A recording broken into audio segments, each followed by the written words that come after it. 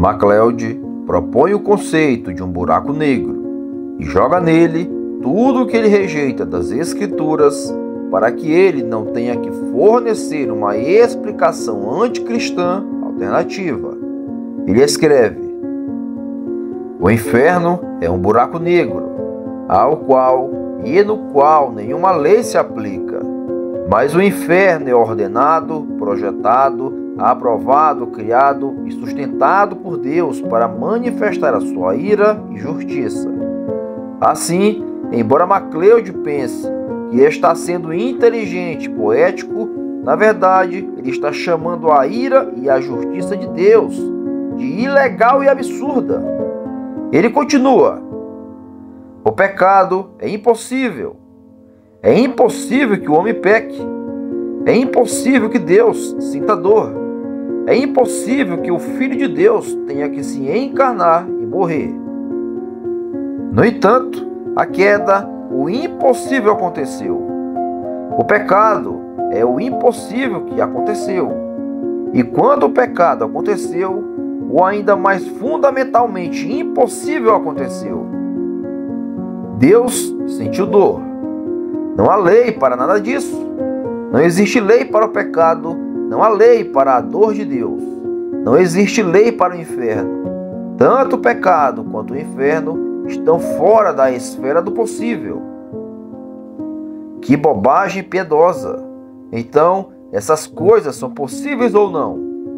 Entendemos que às vezes um escritor pode usar a hipérbole para efeito. E quando percebemos que é isso que ele está fazendo, então devemos ler o texto com isso em mente, para não o interpretarmos mal. No entanto, está bastante claro que MacLeod não está usando a palavra impossível como uma hipérbole. Ele realmente quer dizer que o pecado, o inferno e até mesmo a encarnação e expiação são impossíveis. Isso é reforçado quando ele reformula impossível em fora da esfera do possível. Visto que ele não está usando a palavra impossível apenas para efeito, a menos que a própria Bíblia diga que essas coisas são impossíveis. MacLeod inventou essas impossibilidades a fim de gerar contradições na Escritura. Essas contradições, por sua vez, fornecem um absurdo e a confusão de que ele precisa para afirmar a sua teoria anticristã, de que o pecado não pode ser compreendido. A Bíblia não diz que o pecado, o inferno, a encarnação e assim por diante são impossíveis. Em nenhum lugar diz isso. MacLeod inventou. Na verdade, visto que essas coisas foram ordenadas por Deus para acontecer, não apenas são possíveis, mas é impossível que não tenha acontecido. Em um sentido relativo, isto é, relativo à lei moral e à constituição natural do homem, era de fato possível para Adão se abster do pecado. No entanto, no sentido absoluto, isto é, relativo à ordenação absoluta e poderosa de Deus, era impossível para Adão não pecar. Logo, ele foi predestinado ao pecado pelo decreto ativo e imutável de Deus. Em outras palavras, não havia nada inerente à lei moral de Deus ou à constituição de Adão que exigia o pecado. Falando neste nível, era possível para ele pecar? É possível para ele não pecar? O decreto, sim, mas o decreto de Deus necessitava do pecado, de modo que desse ponto de referência absoluta era impossível para Adão não pecar. Se o pecado e o inferno são inerentemente impossíveis, nem mesmo Deus pode ordená-los ou controlá-los.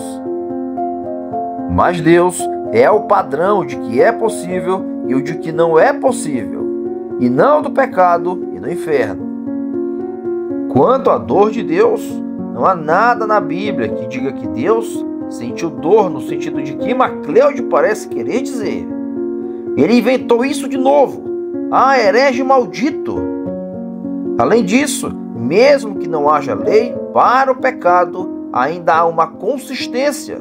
Sim, uma consistência, um princípio, uma racionalidade na natureza de Deus, de modo que quando Macleod aplica a mesma ilegalidade à dor de Deus, ele blasfema novamente. Ou seja, mesmo que não haja lei para o pecado que causou a dor de Deus, ainda há uma lei em que Deus, que experimentou a dor, mas o que Macleod diz, negaria essa lei. Sim, essa lei na natureza de Deus.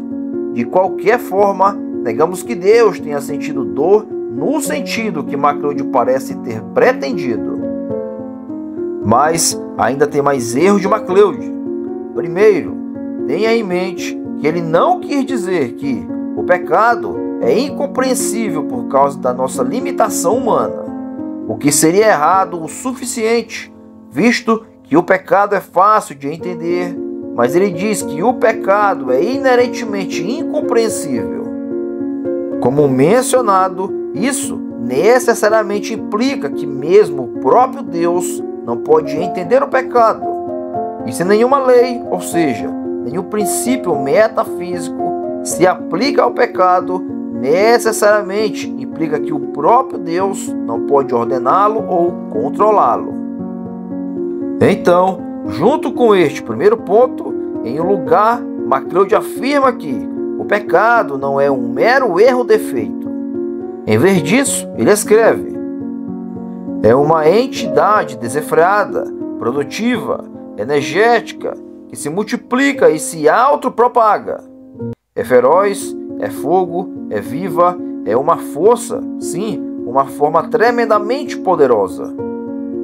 Assim, Macleod pensa que o pecado é inerentemente imune à compreensão pelo intelecto e à regulamentação por lei, e que é ao mesmo tempo uma entidade viva. Novamente, para ele, o pecado é uma entidade incompreensível, intocável, ativa e viva. E isso pode significar apenas uma coisa: ele pensa que o pecado tem o status de divindade. Para Macleod, o pecado é um Deus.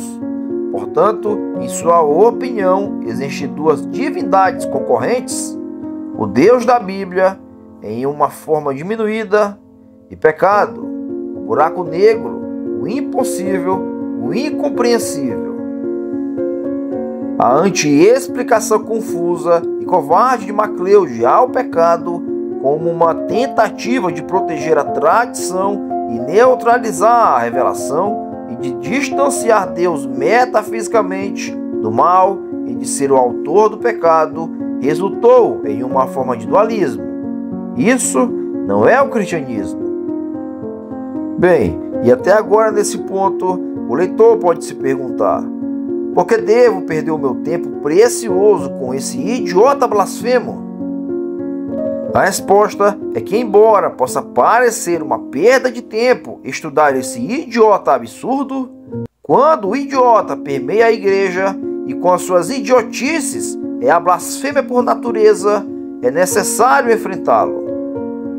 E o que foi dito até aqui serve como uma outra ilustração de que toda tentativa de distanciar Deus do mal, ou seja, removê-lo como a causa última e imediata do mal, e de demonstrar que ele não é o autor do pecado, resultou em formulações teológicas ridículas e blasfemas, que não pode resistir a qualquer tipo de escrutínio bíblico ou racional.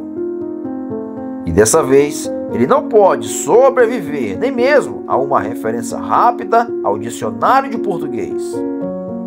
A verdade é que essas tentativas nada têm a ver com a defesa da honra de Deus ou com a promoção da verdadeira piedade. Em vez disso, é primeiro insistido que Deus, para ser justo, deve aderir a certos princípios morais que os homens impuseram a ele. Mas que idiotice! Princípios que Deus nunca declarou para si mesmo. E esses princípios são então mantidos constantes enquanto tudo mais no sistema é ajustado para se conformar. E na falta disso, é relegado ao status venerável de um mistério.